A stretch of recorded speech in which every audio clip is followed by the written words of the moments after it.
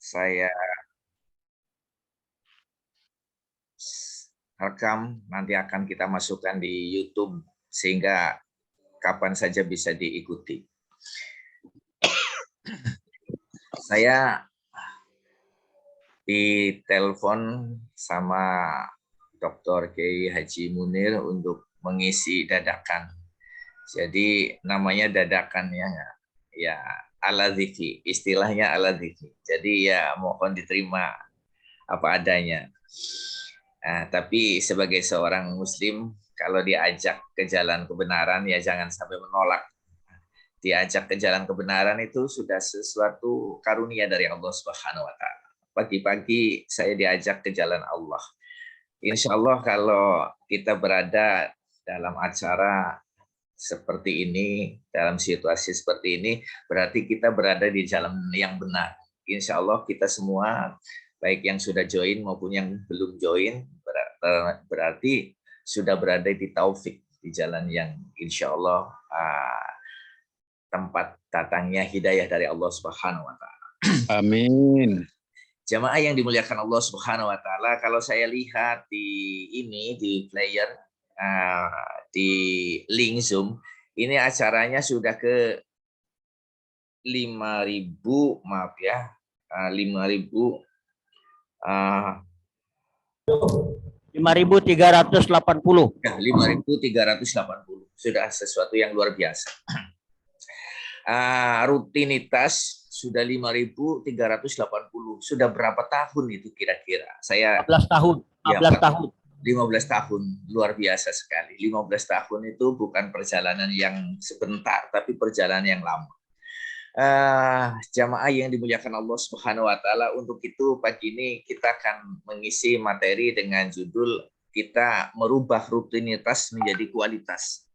Merubah rutinitas menjadi kualitas. Kita memang hidup itu seolah-olah rutin. Kita mohon maaf saja sebagaimana yang difirmankan Allah di dalam surat Al-Baqarah ayat 28 kalau tidak salah.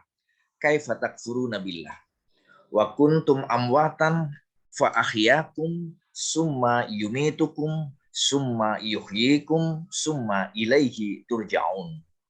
Ayat ini sangat dalam sekali karena kata Allah, kita ini tadinya ini tidak ada. Tapi bukan hanya itu. Sebelum Allah mengatakan begitu, Allah justru dengan sebuah pertanyaan yang sangat dalam. Kaifa takfuruna billah? Coba. Kenapa engkau kufur kepada Allah? Kaifa takfuruna billah? Wa kuntum amwatan. Padahal dulunya kita tidak ada. Dulunya kita tidak ada, tapi atas izin Allah fa'ahyakum, kita diadakan. Kita dilahirkan ke muka bumi ini. Bahkan subhanallah, kalau kita mau bicara lebih dalam lagi, bahkan sebelum kita ada, Allah sudah menyiapkan semua fasilitas untuk kita. Semua keperluan untuk kita sudah disiapkan oleh Allah Subhanahu wa taala. Jadi tidak terjun bebas. Allah menjadikan kita, mengadakan kita, melahirkan kita. Tapi Allah juga bertanggung jawab terhadap segala sesuatu tentang kebutuhan kita. Fa'ahyakum. Maka di dalam sejarah kehidupan kita, kita diuji. Fa'ahyakum. Karena apa? Karena kita nanti pada saatnya diminta atau tidak diminta, kita akan dipaksa. Summa yumitukum. Kita semuanya akan dimatikan oleh Allah Subhanahu wa taala. Jangankan kita, ya enggak, presiden saja yang punya kekuasaan begitu hebat, ya, tidak ada yang bisa hidup untuk selamanya. Ya, presiden itu dilindungi oleh dokter spesialis, tim dokter kepresidenan. Tapi malaikat Israel tidak takut dengan tim dokter kepresidenan. Meleng sedikit dicabut juga. Tidak ada yang bisa membantah. Summa yumitukum. Tapi persoalannya tidak akan selesai sampai di situ. Setelah kita mati, nanti saatnya summa yuhyikum. Nanti akan dibangkitkan kembali. Tidak ada. Tanpa terkecuali, semuanya akan dibangkitkan kembali. Bukan hanya itu saja. Setelah dibangkitkan kembali, kita akan diminta pertanggungjawabannya. Selama perjalanan hidup kita, kita akan diminta pertanggungjawabannya. Kenapa kita harus diminta pertanggungjawabannya? Karena kita akan ilaihi turja'un. Semuanya akan kembali kepada Allah. Tidak ada yang kembali kepada tempat lain. Kembali semuanya kepada Allah, dan kembalinya itu hanya ada dua tempat. Satu namanya sorga, yang satu namanya neraka. Untuk itu ini bukti keadilan Allah. Yang baik silakan masuk surga, yang tidak baik silakan masuk neraka. Tidak mungkin orang semuanya masuk surga semua, tidak mungkin semuanya masuk neraka semua. Ini adalah keadilan yang maha adil. Ini adalah keadilan yang maha adil. Maka keadilan menurut Al-Quran dan hadis, keadilan menurut Allah itu semangatnya adalah semangatnya adalah pembuktian. Sementara keadilan menurut hukum positif, semangatnya adalah pengingkaran. Mohon maaf saja, coba saja kalau di pengadilan dunia ini ya, orang salah, siap-siap apalagi yang punya uang banyak, membayar pengacara semahal apapun, yang penting supaya bisa bebas. Nah, karena apa? Karena manusia itu lebih takut kepada hukum dunia daripada hukum Allah. Sementara keadilan menurut Allah semangatnya adalah pembuktian. Karena apa? Makanya harusnya kalau koruptor dihukum korupsi 78 triliun, dihukum cuma 2 tahun, belum dihukum sudah dibebasin. Harusnya koruptor yang seperti itu begitu dijatuhin hukuman cuma 2 tahun, Pak Hakim, saya usul. Apa usulmu? Ya, saya minta dihukum mati, Pak Hakim. Kenapa? Kok saya koruptor 78 tahun cuma dihukum 2 tahun? Saya minta dihukum mati karena saya lebih takut hukum Allah daripada hukum dunia. Harusnya begitu. Tapi baru saja jadi tersangka sudah membayar pengacara yang mahal untuk membebaskan diri. Ini tandanya lebih takut pada hukum dunia daripada hukum Allah Subhanahu wa taala. Marilah kita kembali kepada topiknya, yaitu kita menjadikan rutinitas supaya menjadi berkualitas. Persoalannya apa? Karena kita, ya mohon maaf saja, tadi bangun tidur, nanti kita melaksanakan aktivitas sampai sore, sampai tidur lagi, sampai pagi lagi, itu berputar seperti itu. Kita melakukan aktivitas dari lahir, lalu kecil, lalu sekolah, lalu dapat pekerjaan, lalu berkeluarga, lalu punya anak, lalu punya cucu, lalu kita menunggu kalau bisa punya cicit, dan itu tidak akan mungkin selamanya, suatu saat akan meninggal. Kalau saat ini saya jadi pengacara, jadi penguasa, suatu saat kita akan jadi rakyat biasa. Begitulah berputar. Begitulah hidup itu berputar. Sehingga ada yang memaknai repetition to repetition only. Ya pengulangan dan pengulangan saja. Sebenarnya tidak. Sholat subuh kita hari ini harusnya jauh lebih berkualitas dari hari kemarin. Tapi saya tidak menggunakan kata itu. Umumnya orang mengatakan hari ini harus lebih baik dari hari kemarin, dan hari esok harus lebih baik dari hari ini. Tapi kalau saya menggunakannya, hari ini harus lebih bagus dari hari esok. Kenapa saya menggunakan itu? Karena kalau kita bisa melakukan yang terbaik hari ini, kenapa harus nunggu besok?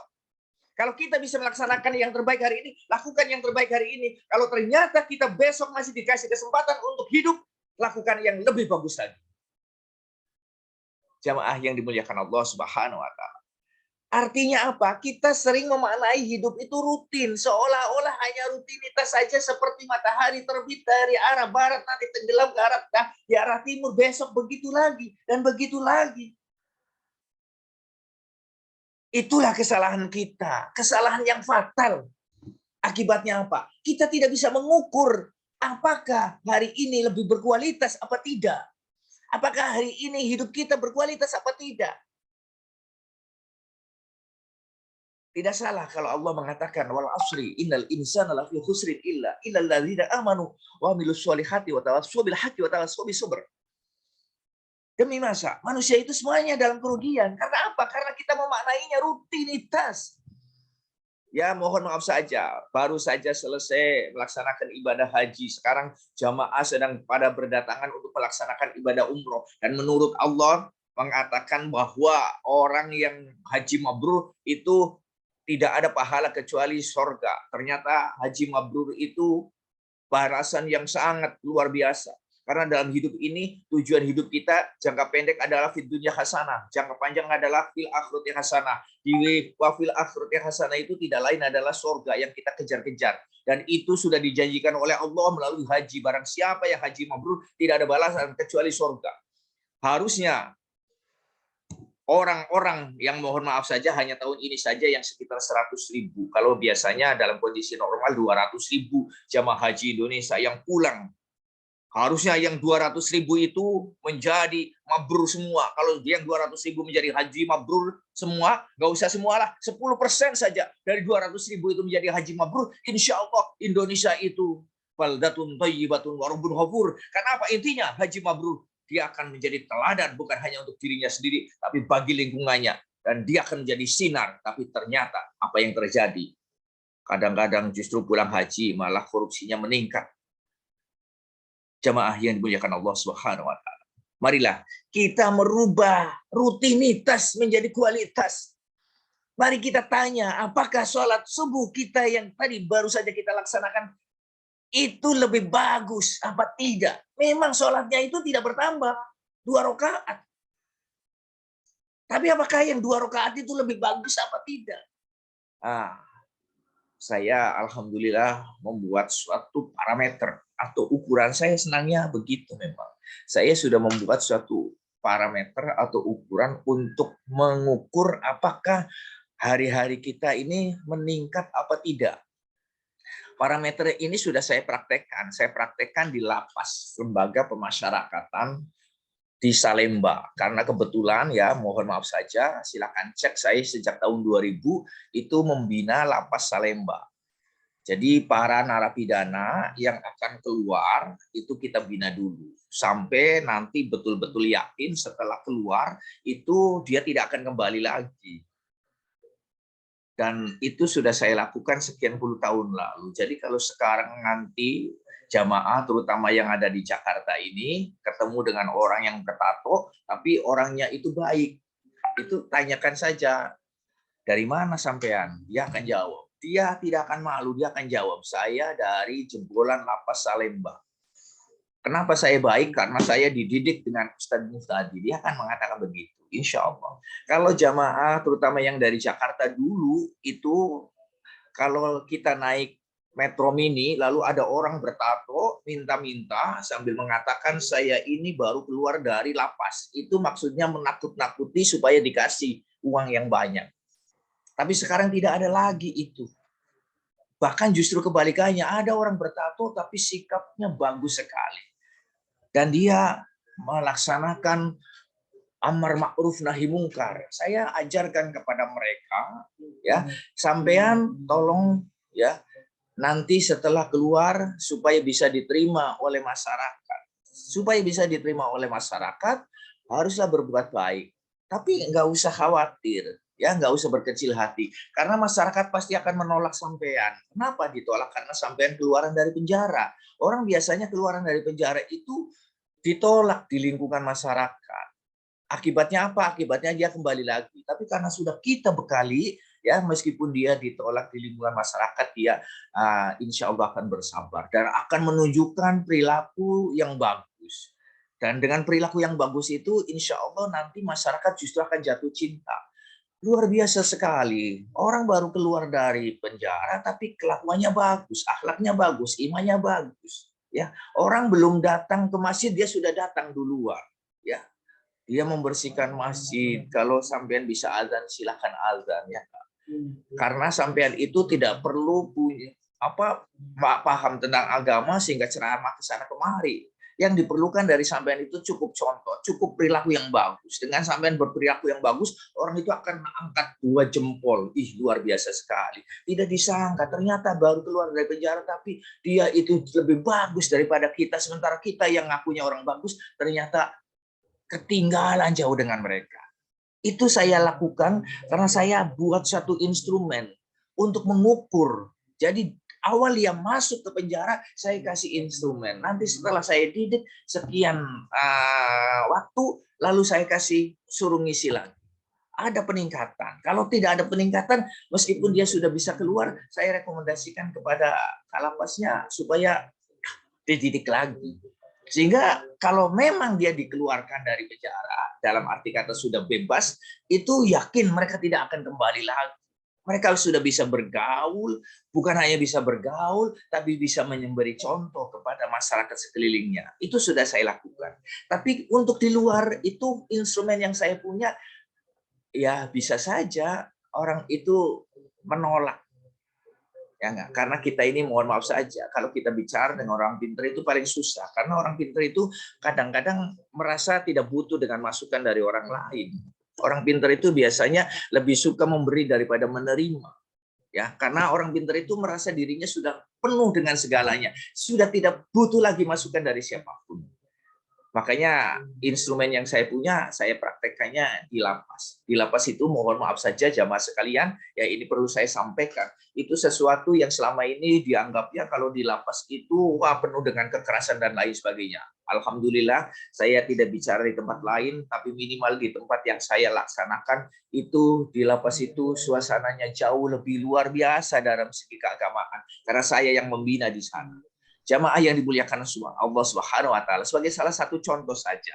Kalau kita melaksanakan sholat tarawih di akhir bulan Ramadan, insya Allah di masjid manapun di akhir bulan Ramadan itu jamaahnya semakin maju. Artinya apa? Sofnya semakin berkurang. Tapi di lapas itu meskipun di hari terakhir sekalipun sofnya masih penuh. Kalau tidak percaya nanti saya share aktivitas di akhir bulan Ramadan. Meskipun di akhir bulan Ramadan soknya masih penuh dan antusias sekali untuk menerima tausiah-tausiah semacam ini. Kenapa? Saya pun sangat enjoy di sana. Kenapa? Kalau saya menyampaikan di luar itu sekedar seremonial belaka, tapi kalau di sana itu betul-betul diterima. Kenapa? Mereka itu seperti orang yang sedang di padang pasir membutuhkan air. Maka begitu dikasih air, dia berebut. Jamaah yang dimuliakan Allah Subhanahu wa taala, kembali lagi kepada kita, marilah kita rubah rutinitas yang selama ini kita lakukan menjadi suatu kualitas. Caranya seperti apa? Kalau di lapas saya membuat suatu instrumen untuk mengukur. Ya, memang belum pernah ada di dunia ini untuk mengukur, tapi perintah Allah di dalam Al-Qur'an, hasibu qabla an tuhasabu. Kita muhasabah dan muzakkar. Tapi kita tidak pernah. Karena untuk mengukur diri kita masing-masing itu berat. Karena introspeksi itu bukan pekerjaan yang ini. Kalau introspeksi itu kadang-kadang kita yang diingat-ingat yang baik saja, kekurangannya kadang-kadang dilupakan. Kita tidak jujur, sehingga kita tidak bisa maju. Tapi kalau kita memahami kekurangan saya di mana, maka kekurangannya akan saya perbaiki, dan yang sudah baik kita akan kita tingkatkan, sehingga hari ini harus jauh lebih bagus daripada hari esok. Mudah-mudahan apa yang saya sampaikan, meskipun sifatnya mendadak, al-lazifi, ya, mudah-mudahan bisa bermanfaat minimal untuk diri saya dan untuk jamaah sekalian. Sebelum saya akhiri, saya kembalikan lagi kepada host.